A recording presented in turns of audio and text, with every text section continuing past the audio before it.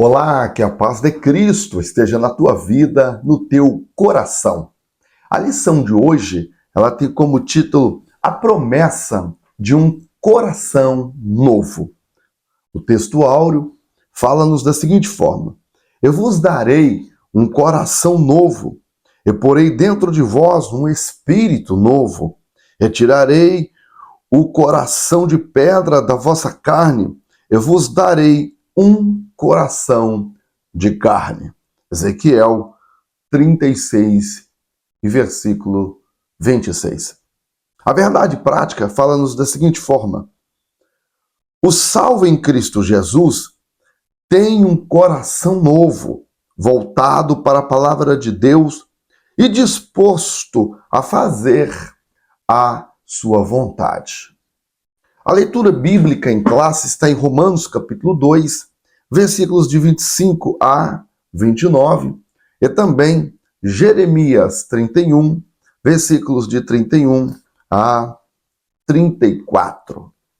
Essa lição é uma lição muito importante para o crente em Cristo Jesus, a promessa de um coração novo. Existem pessoas que vêm para a igreja, vêm para Cristo, e vêm para Cristo, entre aspas, vêm por causa de uma necessidade. E, por fim, a pessoa convive no meio da comunidade cristã, do povo cristão, desfruta de uma vida social cristã, porém, a pessoa não teve um coração novo. Ela não recebeu um novo coração de Deus e, portanto, vive na igreja sem salvação, vive na igreja e desfruta de algumas benesses da igreja no meio dos cristãos, mas, portanto, não experimentou a maior experiência de um cristão autêntico, que é receber um coração novo. O tópico 1 da nossa lição está assim: o coração na perspectiva bíblica. Quando a Bíblia fala do coração, de maneira geral, está usando uma linguagem figurada. Não está falando do termo do coração como órgão, um dos órgãos principais do corpo humano. Não está falando isso. A maioria das vezes, quando a Bíblia usa a palavra, o termo coração, ela está se referindo ao homem interior, às vontades interiores do ser humano, aos desejos, do coração do ser humano. Então, nós devemos ter em mente, quando a Bíblia está falando do coração, está falando do homem interior, dos seus desejos, das vontades, da inclinação do ser humano. E no subponto 2 está assim: a circuncisão do coração. Aludindo ao texto de Jeremias, o apóstolo Paulo, quando escreve aos Romanos capítulo 2, ele está falando aqui da circuncisão do coração. Paulo está se referindo a Jeremias capítulo 31. O texto bíblico, Jeremias, ele é usado por Deus e profetiza sobre a nova aliança, e Paulo agora faz uso desse termo da nova aliança. Quando nós vamos para Romanos, que é o texto da leitura bíblica em clássico, ele fala circuncisão do coração, e essa palavra circuncisão do coração já é o cumprimento, então o cumprimento da profecia de Jeremias, se referindo então à nova aliança, tá? Se referindo à nova aliança. Jeremias 31, versículo também 31, está escrito assim: Eis quem vem em dias, diz o Senhor, em que farei um concerto novo, concerto, aliança, pacto, tá? É a mesma palavra hebraica. Um concerto novo, aliança nova, com a casa de Israel e com a casa de Judá. E diz lá: não conformem o concerto que fiz com seus pais, no dia que o tomei pela mão, para os tirar da terra do Egito, Portanto, eles invalidaram o meu concerto, apesar de eu os haver desposado, diz o Senhor. Veja bem, Deus despojou, Deus preparou, Deus fez o concerto. E fala aqui, no dia que eu os tomei pela mão, o povo de Israel, tirando da terra do Egito, esse texto, não conforme a aliança que fiz no dia que os tirei da terra do Egito, aqui está se referindo ao Monte Sinai. No dia que Deus deu os 10 mandamentos, e não só, toda a aliança, todo o concerto, a chamada antiga aliança, né? O antigo pacto, a lei mosaica. Né? Então Deus deu essa lei. Mas Deus também, como Deus é presciente, Deus viu que o povo de Israel iria invalidar esta lei. Quem invalidou a lei foi o próprio povo. Em Deuteronômio, capítulo 31, e versículo 16, lá está escrito que o povo haveria de um dia anular a lei do Senhor. Porque veja, quando fala de pacto, de aliança, 3 pessoas são envolvidas. Primeiro, as duas partes que está sendo feita a aliança. Permita-me usar aqui o exemplo do casamento. No casamento, a pessoa vai casar, tem lá o homem e a mulher que vai se casar, né, o rapaz e a moça irão se casar, irão fazer uma aliança, né, um pacto entre si de fidelidade, de compromisso, tá? E tem também o juiz de paz, que é a pessoa ali que vai selar aquela aliança. Se for na igreja, né, os noivos, e tem o pastor, né, que vai fazer ali a cerimônia. Então, se uma das partes, no caso ali o noivo e a noiva, eles estão fazendo aliança entre si, né? Se um dos dois for infiel, anula o pacto. Então, na aliança mosaica, foi uma aliança feita entre Deus e Israel. Moisés, ele foi ali o juiz de paz, né? Ele foi o mediador da aliança, tá? Mas o povo invalidou, que Jeremias 31 e o versículo 32 diz assim: porquanto eles, Israel, invalidaram meu concerto, meu pacto, minha aliança. Eles invalidaram, o povo invalidou.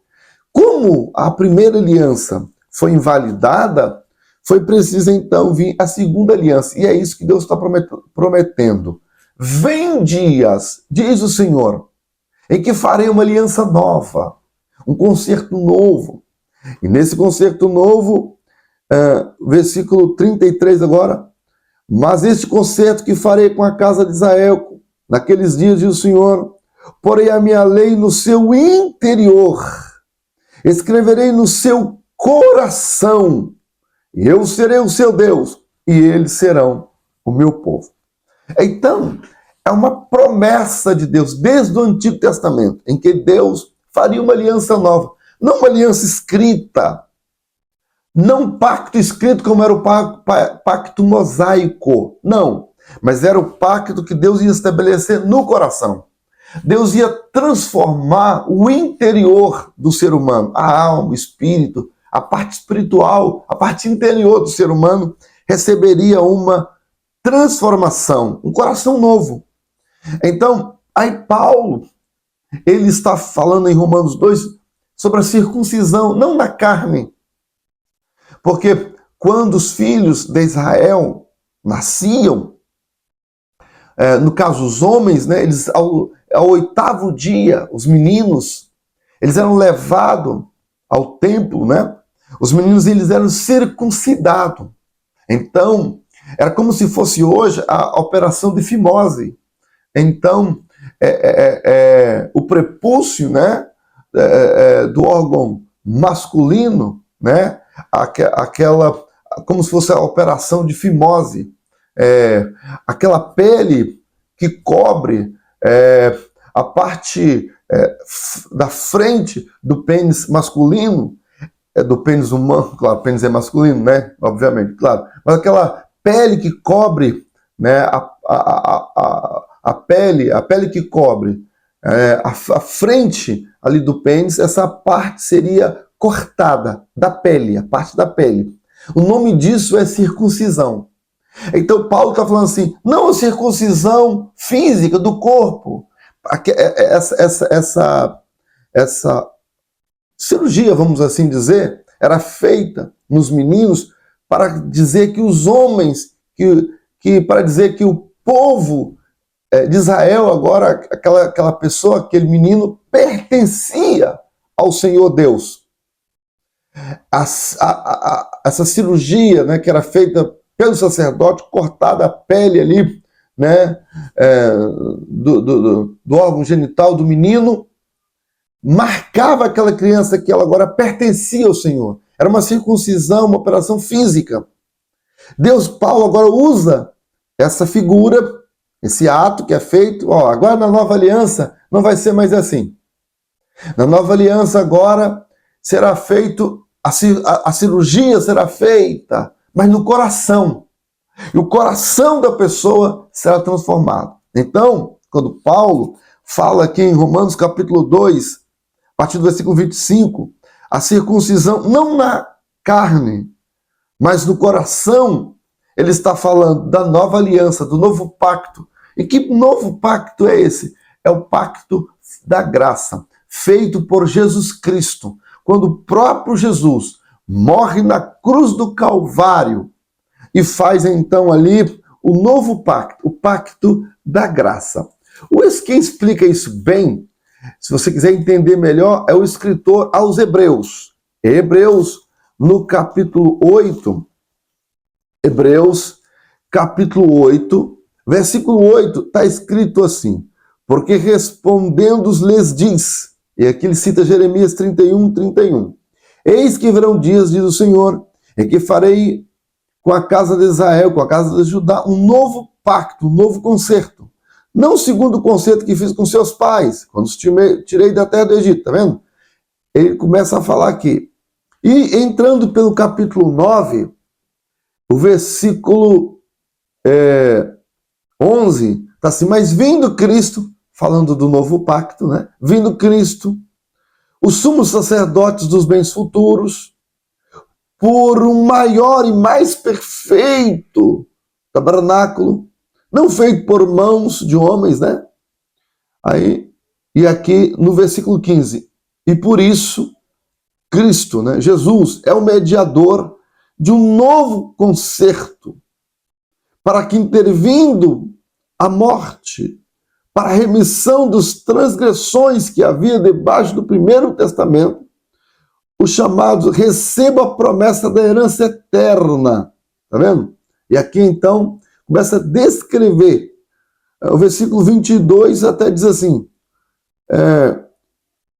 sem derramamento de sangue não há remissão. Jesus, com seu sangue, ele então faz a nova aliança, o novo pacto, o pacto da graça. E agora esse pacto da graça, o pacto da nova aliança em Cristo Jesus, não é feito mais fisicamente, mas agora é feito no nosso coração.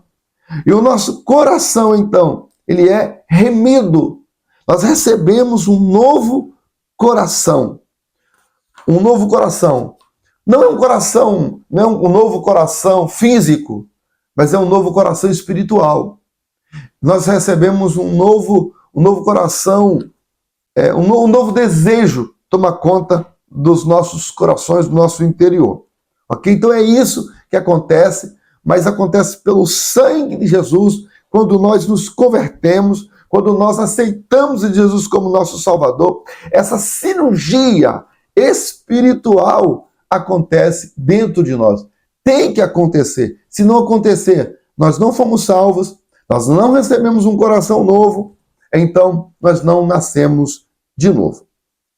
Em 1 Pedro, capítulo 1, versículo 3, está escrito assim, bendito seja o Deus e Pai do nosso Senhor Jesus Cristo, que, segundo sua grande misericórdia, nos gerou de novo para uma viva esperança, pela ressurreição de Jesus Cristo dentre os mortos, para uma herança incorruptível, incontaminável, que não pode murchar, guardada no céu para vós.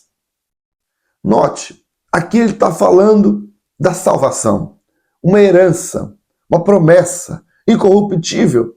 E aqui Pedro, bendito seja Deus e Pai de nosso Senhor Jesus Cristo, que nos gerou de novo. Essa palavra, gerar de novo, é a palavra grega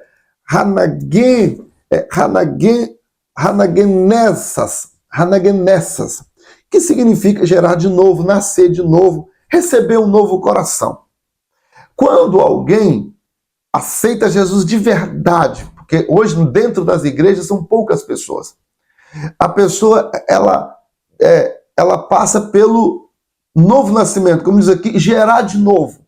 O Senhor nos gera de novo. E nós temos um coração transformado. Nós não temos mais prazer nas coisas do mundo.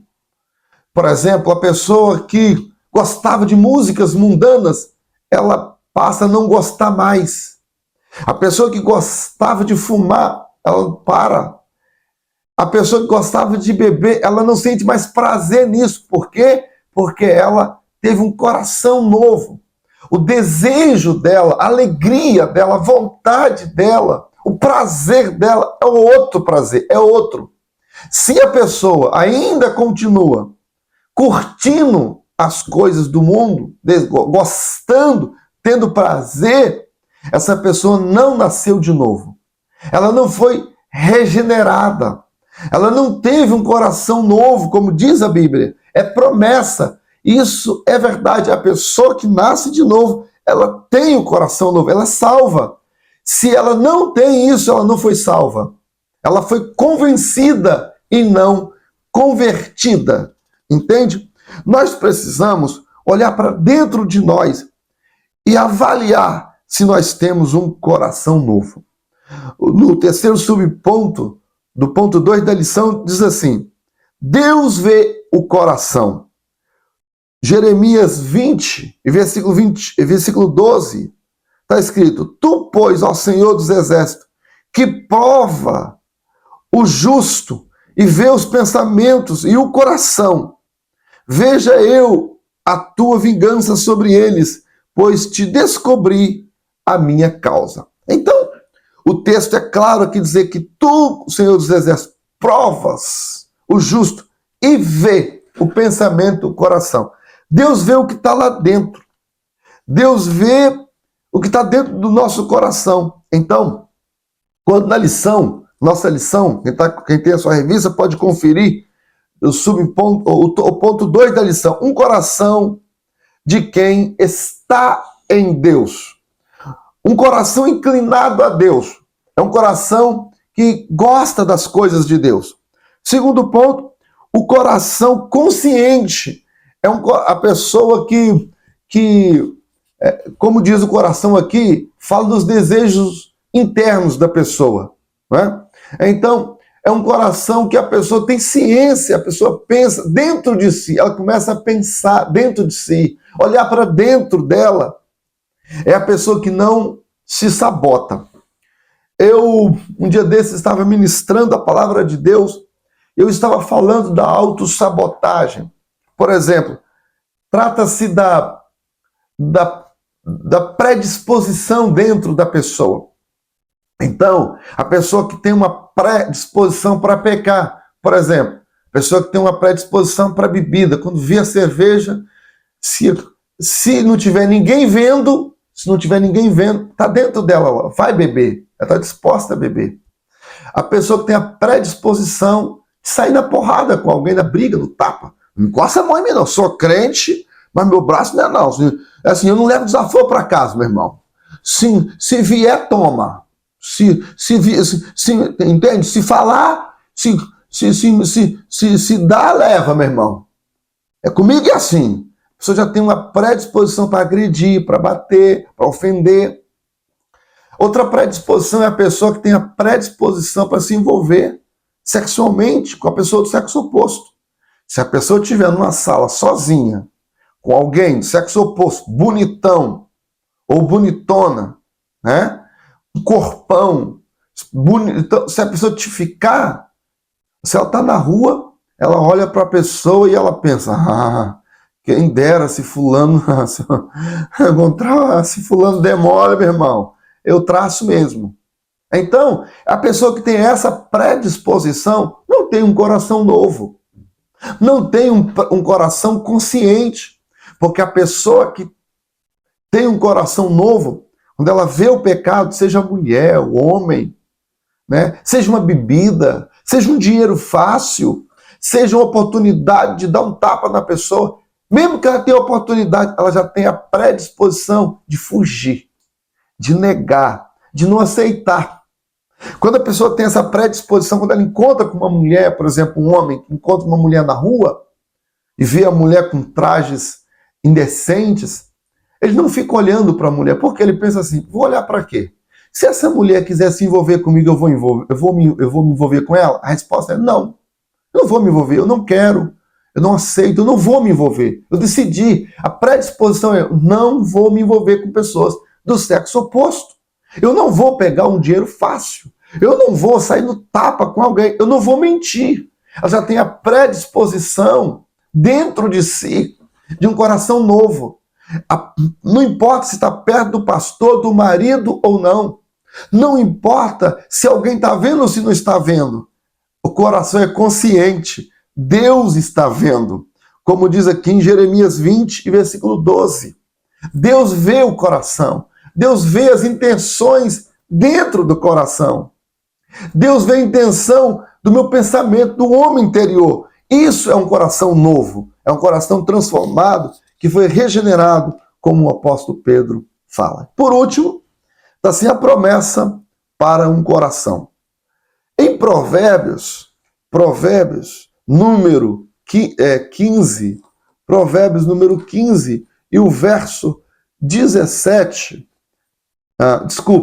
Provérbios número 15 e o verso 13, está escrito assim: o coração alegre aformoseia o rosto, mas pela dor do coração o espírito abate. O que significa isso? O coração alegre aformoseia o rosto, você fica alegre, você fica bonito, mas um coração triste também entristece, abate o espírito e a pessoa fica com o rosto caído, fica infeliz, né? Fica infeliz. Então, uma pessoa que recebeu um coração novo, ela é alegre, ela é para cima, ela é feliz. Por quê? Porque o pecado, um coração inclinado para o pecado, é um coração abatido, é um rosto, é a pessoa que tem um prazer momentâneo.